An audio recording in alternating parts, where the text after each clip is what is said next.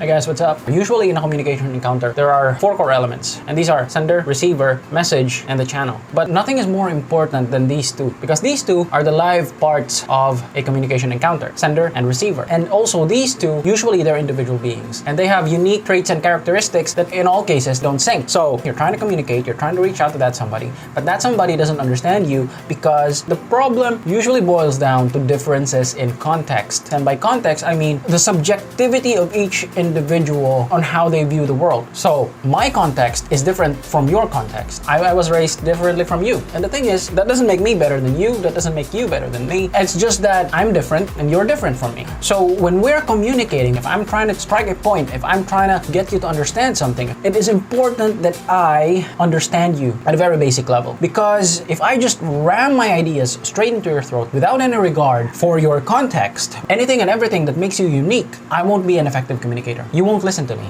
You see, the paradox of communication is you won't be an effective communicator if you are not an effective listener. It might be cliche, but it's true. I won't be able to persuade you over to my side if I can't hit those certain points in you, if I can't identify what makes you tick. And how do I do that? It is usually if I listen, if I observe, and if I understand you. At a glance, of course, listening involves your ear, observing involves your eyes, but it's more than that. When we hear something, to an extent we are listening, but our brain processes that automatically to respond. When you're observing the other person, it usually involves the eyes. There are certain things that you as the receiver are not getting from the words that they speak, but you can glance it from the way they act, their body language, how they speak it, their facial expressions. Understanding is the combination of listening and observing, and then processing that and trying to internalize. So this is the research phase. If you try to internalize and listen to your thoughts, it's usually about you. How are you feeling? What makes you happy? What makes you sad? You don't really care about other people as much as you care about you. There is usually a motive behind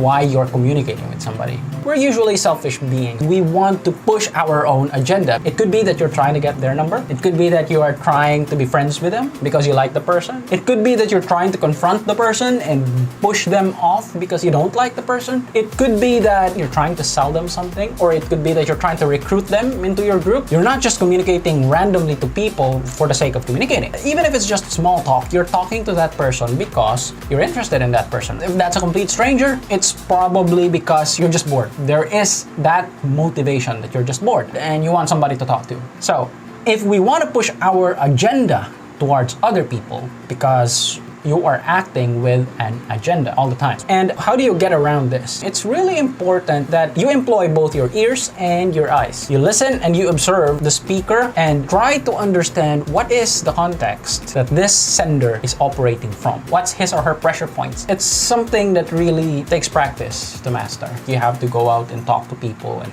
just observe people and listen to people. You try to listen without judging the other person, even if you have your own personal biases, and that's really true. If you can be more proactive and pay more attention to this process, you'll be a more effective communicator by a great magnitude. And this applies when we get to persuading somebody. See you on the next one.